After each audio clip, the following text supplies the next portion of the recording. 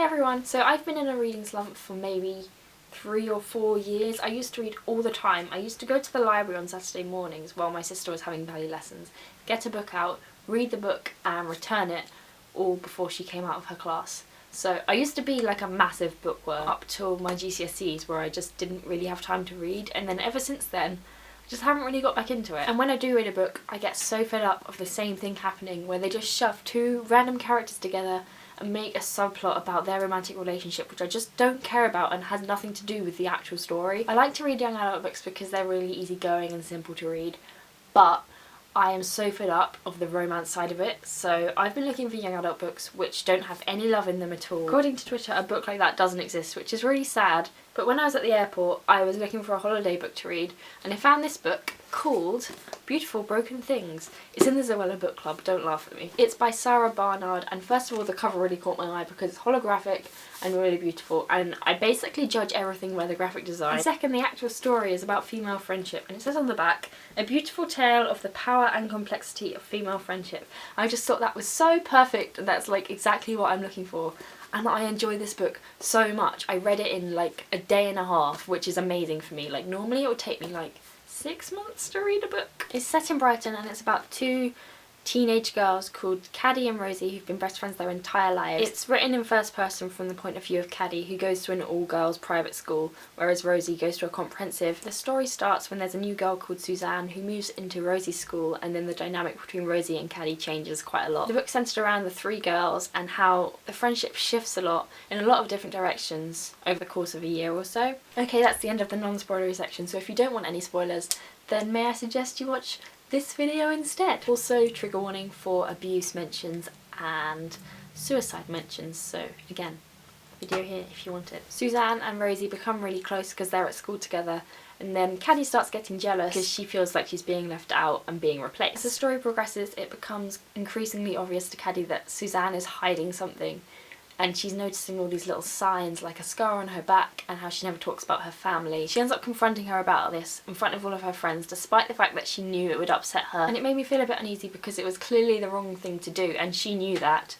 but yet she still did it because she was jealous of this new relationship which her best friend had. This was why I was worried it was going to be a typical girls hating girls kind of book, but it wasn't. Turns out Suzanne's dad used to hit her a lot, and that's why she's moved to Brighton, to get away from her abusive family and start afresh. I really wasn't expecting a story about abuse. I don't know what I was expecting. I guess I was expecting something happy, but the title is Beautiful Broken Things, so that was my own fault there. The book talks a lot about the dynamics of abuse, and a lot of it is very cliche. It says things like it's never the victim's fault and things like that, which are obviously very true and a lot of people need to hear, but at the same time nothing revolutionary, nothing that like provoked my thoughts in any direction. Also, it only talks about physical abuse, nothing at all about any other form of abuse, emotional abuse, anything. I think even just having one line dropped in there somewhere saying you don't have to be being hit to be being abused would be really helpful to a lot of readers. One part that really did resonate with me was when Caddy and Suzanne were talking about her experiences, and they touched upon how the situation wasn't just a man, an angry man, hitting his daughter. It was a whole surrounding group of people who knew about it but didn't do anything to stop it. It's an older brother locking himself in his room so he doesn't have to deal with the situation. It's a mother turning a blind eye so she doesn't have to leave her husband. And Caddy, as an outsider who's never had any problems in her life at all, sees this whole new perspective, and it's not just two people, one hurting the other. There's a whole surrounding area of people who are enabling it to happen. The other key theme in the book is mental illness. Again, something I wasn't expecting, but given the title I probably should have. Caddy's older sister is bipolar, but she's on medication and she's receiving medical help, so she's doing very well and, you know, she's got the situation under control. Whereas Suzanne is at the beginning of this journey and she's dealing with all the after effects of abuse. Abuse doesn't just end when you get out of the abusive situation, there's a whole lifetime of mental repercussions that follow it. The thing I struggled with here as someone who's in a good place with their mental illness was how destructive Suzanne was and how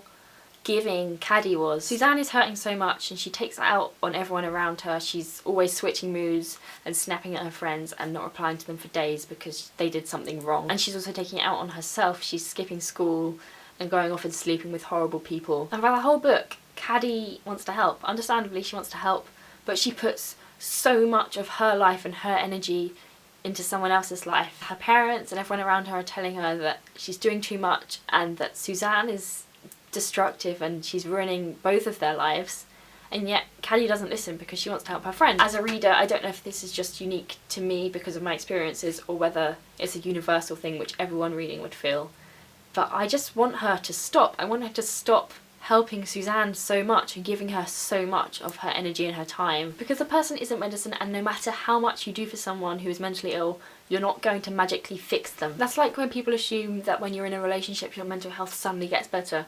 Mental illnesses just don't go away overnight, especially because of people. Support and love from people around you is great, but you have to want to make it better for it to actually get better.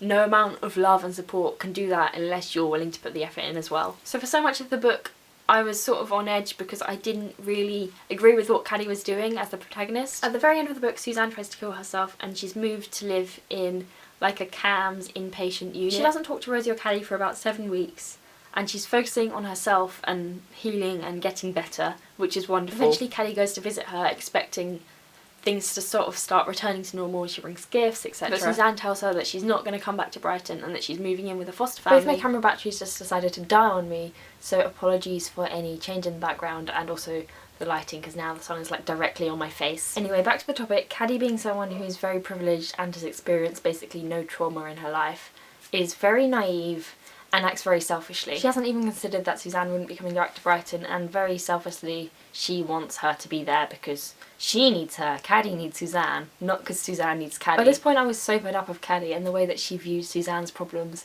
but finally Suzanne does something to help herself, and she explains to Caddy that she can't come home, that she needs a fresh start, and that Brighton never really was her home. It's also really clear that Suzanne knows how Caddy's going to react. She knows she's not going to take it well, and yet she still tells her, and she still puts her needs before anyone else's. At that point I breathed a massive sigh of relief, because for the whole book it was building up and building up as Suzanne being this big mess that everyone was trying to help, yet she wasn't helping herself. And finally at the end something good happens and I was so relieved. Okay, that's everything I have to say. If you've read this book, then let me know what you thought and whether you agree with my thoughts. If you haven't read the book, then I would suggest you read it. And also, if you have any suggestions for more books about friendship, then let me know. Or even just books about something that isn't love. Just let me know, please. I would love to read them and then maybe make another video like this. But for now, thank you for watching and I'll see you very soon. Bye!